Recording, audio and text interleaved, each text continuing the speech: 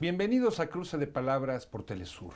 Soy Luis Hernández Navarro y hoy nos acompaña en el estudio el doctor Santiago Flores para conversar sobre el movimiento estudiantil popular de 1968 y la noche del 2 de octubre.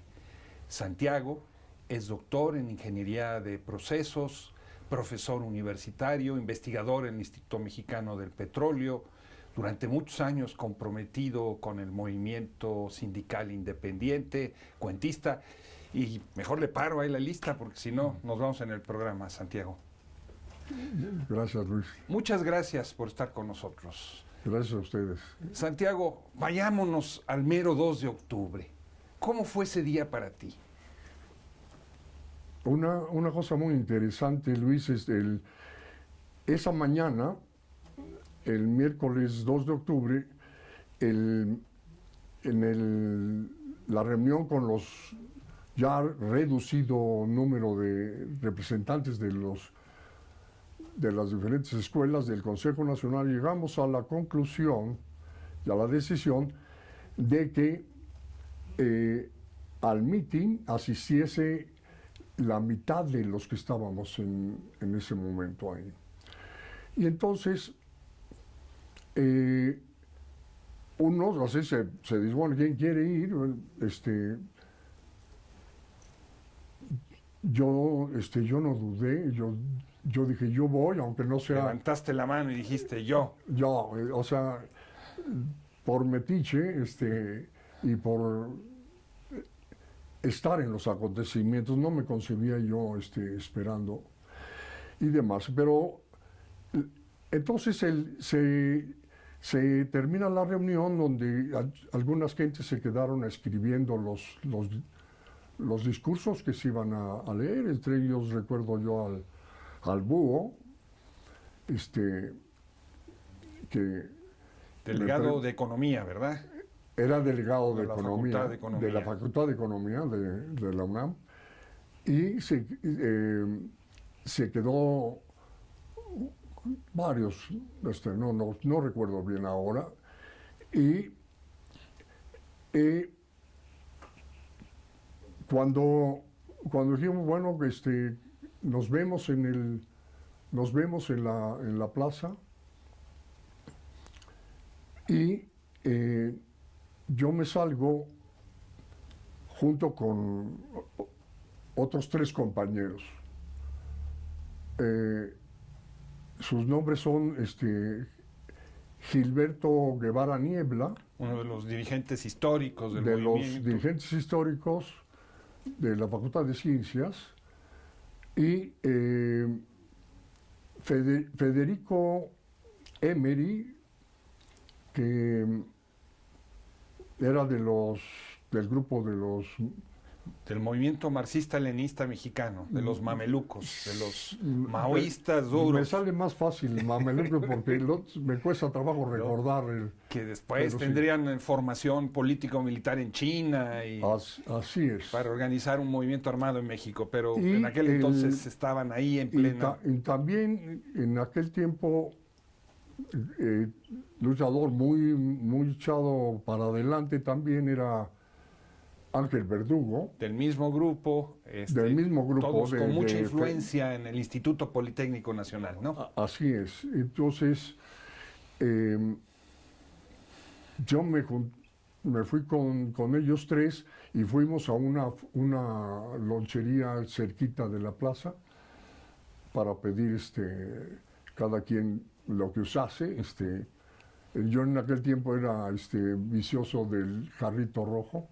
un refresco mexicano que tenía más pintura que no, pero además azúcar, que otra cosa. El rojo, a pesar de debiera yo saber recordarlo muy bien, pero era un rojo que resultó cancerígeno. Bueno, para eso eras químico. Y entonces una media hora después nos encaminamos a la plaza. Bueno, cabe decir una situación antes. Se mencionó en la asamblea de la mañana, se había mencionado que que varios periodistas extranjeros iban a estar presentes en el meeting. Y esto lo voy a aclarar porque es importante más adelante, pero... Gente como Oriana Falachi. Empezando por ella, bueno, es la primera que se me ocurre por lo que me va a tocar mencionarlo un poco más adelante. Entramos nosotros por el lado, para llamarlo de alguna manera, el lado sur del edificio Chihuahua. Nos encaminamos, entre las diferentes gentes nos iban abriendo paso porque luego reconocieron a... Yo estaba siempre en el servicio secreto, entonces no muy conocido para nada, entonces, pero a Gilberto lo detectaban. Entonces, ahí vienen, son del Consejo, y nos abrieron camino para poder fácilmente entrar por la escalera sur rumbo al tercer piso de Chihuahua. Y de ahí, bueno, entramos a la... Ya había algunas... Ya habían empezado a hablar de los que antes de que hubieran los discursos ya centrales. Como los teloneros. Sí, ya habían estado hablando. Y me tocó conocer a Oriana, la vi de lejos, pues ya no la saludé y demás, pero a uno de The Guardian,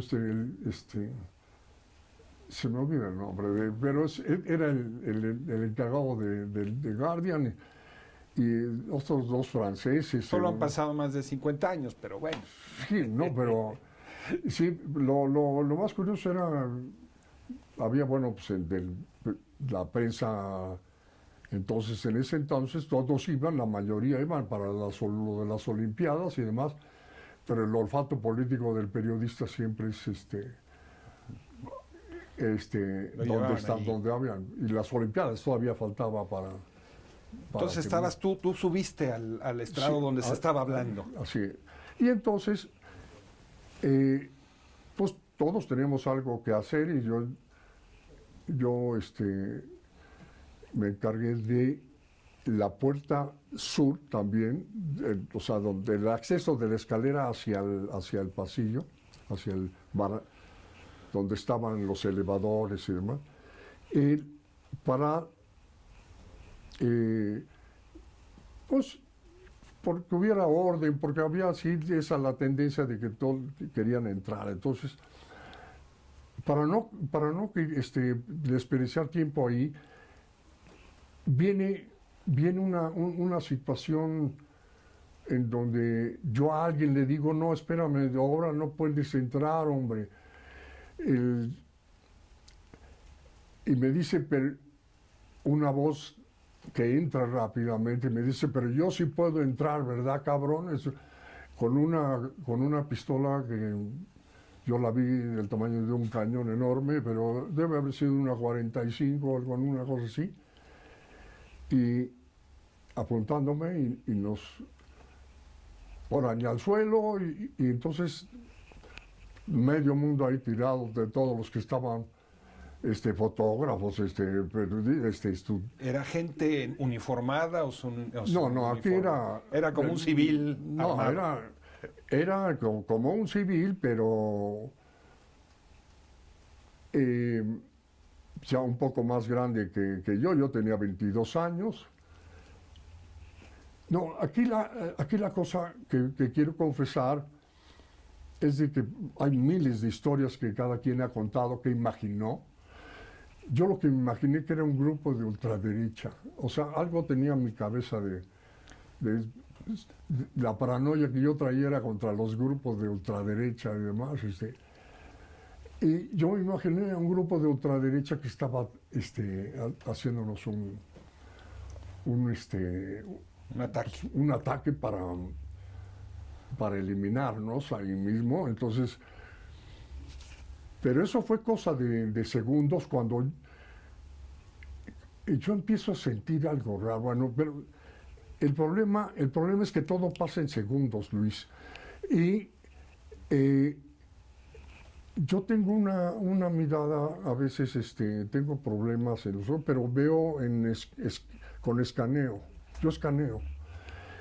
Y yo cuando casi al mismo tiempo está ocurriendo esto de que las bengalas, yo veo así de refilón, las bengalas. O sea, hay una serie de luces, Sí. de cohetes, de luces de bengala que se Sí. lanzan. La mayoría de la plaza. gente dice que eran verdes me he encontrado gente que dice que eran rojas y yo ya nunca pude recordar si yo vi de las dos luces. De las verdes y de las rojas, como la bandera nacional.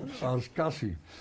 Bueno, entonces esto fue muy rápidamente. Uno de otros que venían atrás del que concretamente entró y se dirigió, o sea, como que cruzó en diagonal y fue el primero que yo veo que dispara hacia abajo.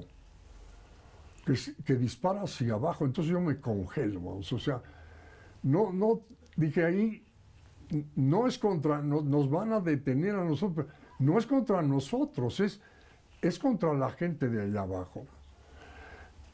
Pero todo esto son pensamientos, se te cruzan montones de pensamientos en el momento, son segundos y todo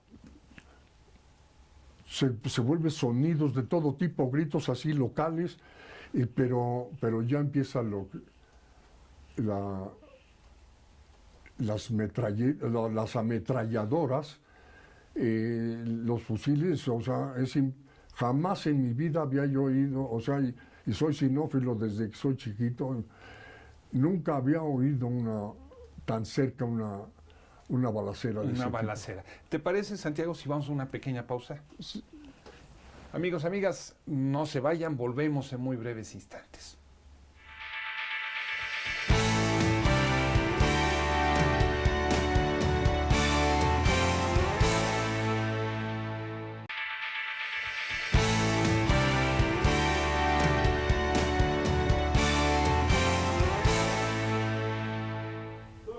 Estamos ya de vuelta en este cruce de palabras, conversando con el doctor Santiago Flores, participante del movimiento estudiantil popular de 1968, sobre la masacre del 2 de octubre.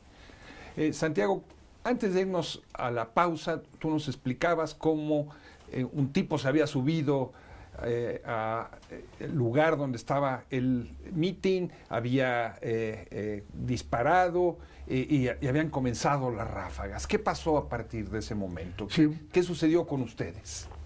Bueno, todo el mundo que quedó, y lo que no sé si mencioné, pero es todos los que traían pistolas y demás, todos traían el ahora ya tristemente famoso guante blanco. Era su identificación. Sí, era claro, así el guante en la mano izquierda, el guante blanco, y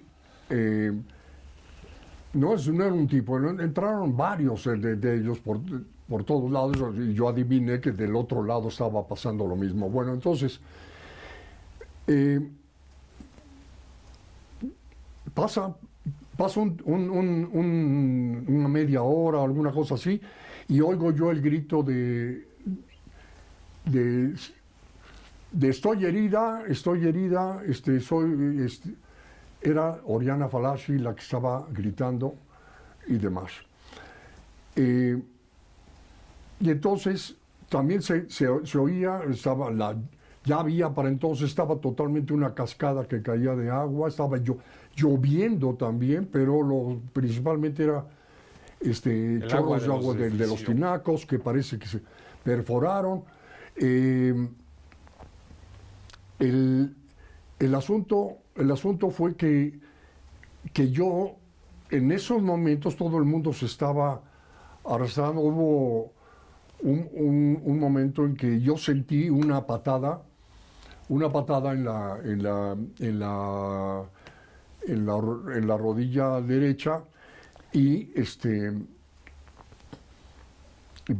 volteé y me vi la espalda llena de sangre, en fin, yo creo que de dolor me dio una patada, en fin, pasó el tiempecito y ya había pasado lo de Oriana y otras cosas, mucho más, y me dice uno de que estaba junto que así, vete para allá. O sea, porque todo el mundo así que como serpientes tirados en el piso. Y me doy cuenta en un cierto momento en que traía yo un pantalón blanco y totalmente lleno de sangre aquí en sí. Entonces... ¿Sangre tuya o sangre...? No, ya ahí me di cuenta que era sangre mía. Te habían herido, Sí. de bala. Sí, bueno, finalmente realmente no era una bala, es lo mismo que le pasó a, bueno, una o dos de las de la Oriana Fallaci y a muchos otros, era esquirlas de bala, de las de calibre 50, porque era concreto armado donde estaban los elevadores, y esas serían, a mí me entró una esquirla de bala. ¿En qué momento, Santiago, es que los juntan y los llevan adentro de los edificios? Pasó el tiempo y a mí me empiezan a subir, a diferencia de que a otros los bajaban, a mí me suben al siguiente piso y en un cuarto totalmente oscuro, o sea, no había luz, y me detiene, o sea, me dicen, a ver, tú tienes tipito de la UNAM, ¿verdad? Sí, no sabían que yo era del Consejo, ni mucho menos, pero ahí mismo uno que estaba como interrogándome nada más, pero le dije, por cierto que estoy herido, dice, no, pero de eso no te mueres, y bueno, sin embargo, entró otro militar y me toca y me dice, no, sí, trae una esquirla. O sea, con el al tacto. Así eran ya militares los que estaban. Tú ya habías identificado que eran soldados. No, claramente eran militares. No eran los policías vestidos de civil. El batallón Olimpia, o sea, yo me di cuenta mucho tiempo atrás que eran todo un movimiento estrictamente militar, vamos, o sea, eran el batallón Olimpia, porque gritaron, durante el tiempo estaban gritando, Olimpia, Olimpia, porque algunos de ellos estaban heridos también, porque había francotiradores. Yo no quisiera que se me fuera el tiempo sin decir cuál es la posición. Es el ejército, son las guardias presidenciales, representadas por Batallón Olimpia, y los francotiradores, que ahorita no recuerdo de qué corporación militar, pero todos el Estado Mayor Presidencial. El Estado Mayor Presidencial. Todos en fuego cruzado. Todos en fuego cruzado, macabro el asunto, nada sofisticado como se fue sofisticando el terrorismo de Estado, que para mí todavía está vigente ahora. A mí lo que me salva es eso de lo de la esquirla. Me dice, me dicen que yo voy para el campo militar, que a fuerza me pongan en una ambulancia de militar, y me bajaron dos muchachitos militares así en camilla, como de 18 años, pero había centenares. Ya abajo yo alcanzo a ver efectivamente lo de los camiones estaban aventando cuerpos, Luis, o sea, aventando cuerpos. Esto lo vi claramente, que cómo aventaban a los cuerpos a los camiones. Y todo esto era más de 100 ambulancias de todo tipo, totalmente todas entrecerradas. Y no había ambulancias militares, y no había, y los chavitos estaban enloquecidos.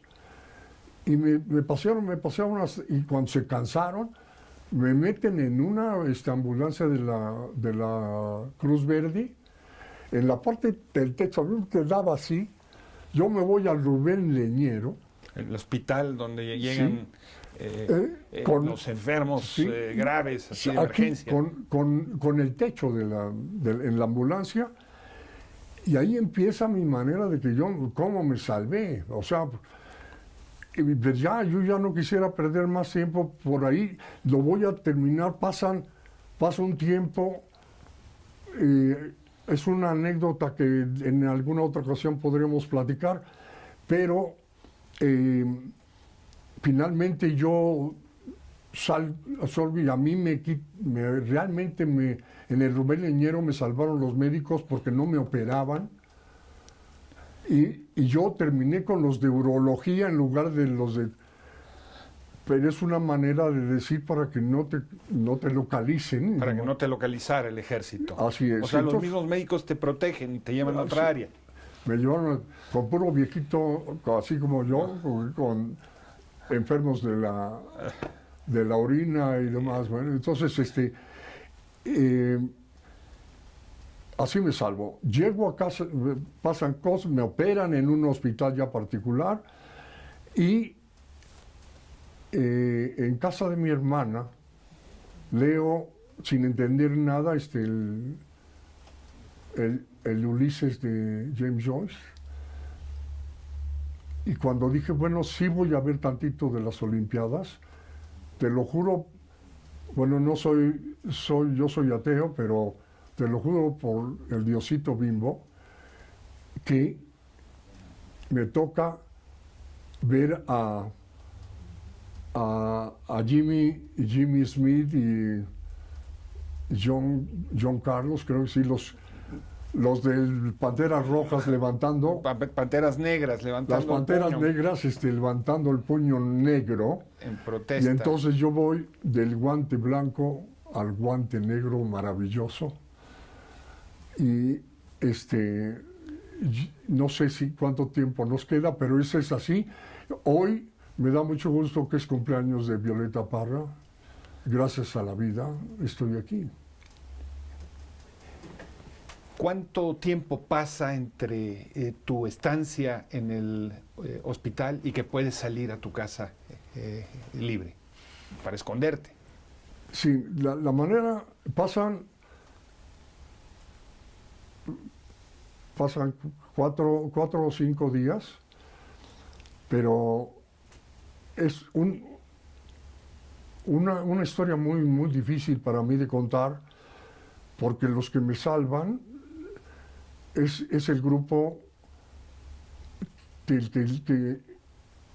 que por alguna extraña razón conocían a un vecino de mi hermana y que era el que le hacía todo el trabajo sucio, o sea, de lo peor, al Procurador General de Justicia. Y esos me sacaron del hospital. Por las relaciones familiares. Me golpearon de cierta manera especial para que no dejarme. Y ya sabes, acuérdate de que mi ex esposa estaba embarazada. Y entonces, acuérdate que tu esposa está esperando un hijo. Entonces, si lo quieres volver a ver, entonces no te vuelvas a meter en nada. Pero yo había jurado, en todos esos minutos había jurado, porque yo no tuve miedo, yo tuve rabia, Luis, rabia, que todavía no la olvido, y juré que toda mi vida la iba yo a entregar a luchar contra el terrorismo de Estado, ahora que tiene más caras más. Y si alguien tiene que pedirnos perdón, es el ejército por todo lo que ha hecho y sigue haciendo todavía en varias partes del país y demás. Esa es parte de mi historia. Santiago, tú, a pesar de todo esto que viviste, te volcaste a organizar obreros, a organizar colonos, campesinos, muchos años dedicaste tu vida al movimiento popular. ¿Tuvo que ver con esa experiencia el 68? Sí, bueno, te voy a decir una cosa.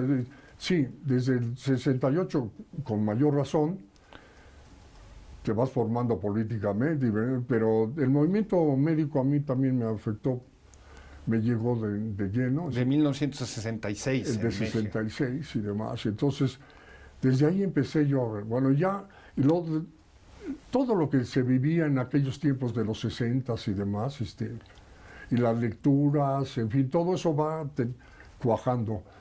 Y lo que yo siempre padecí desde niño de problemas cardíacos y demás, entonces para mí estaba claro que la guerrilla no era lo mío, por cuestiones de limitación física, y si no, yo tengo miedo de los cohetes. Siempre desde entonces tengo pavor cuando suena un cohete, no puedo evitar recordar todo ese tipo de cosas. Para mí lo mío, descubrí que efectivamente cuando fui contactando a gente que podíamos, o sea, tal que tú conoces bien, La Causa del Pueblo, un periódico donde se contaban las historias populares y de diferentes luchas y demás, y el trabajo acompañando al movimiento sindical independiente y demás. Entonces, en un minuto, porque ya nos llegó la guillotina del tiempo, ¿te arrepientes de haber estado en la plaza de Tlatelolco ese día? No. No me arrepiento. ¿Se ha hecho justicia? Para nada, ¿no? Para nada. Materia pendiente. Materia pendiente. Luis, gracias. Santiago Flores, muchísimas gracias por estar con nosotros en este cruce de palabras. Y ustedes, amigos, amigas, muchísimas gracias por su amable compañía el día de hoy. Ya saben, los esperamos la semana que viene aquí por Telesur. Hasta la próxima.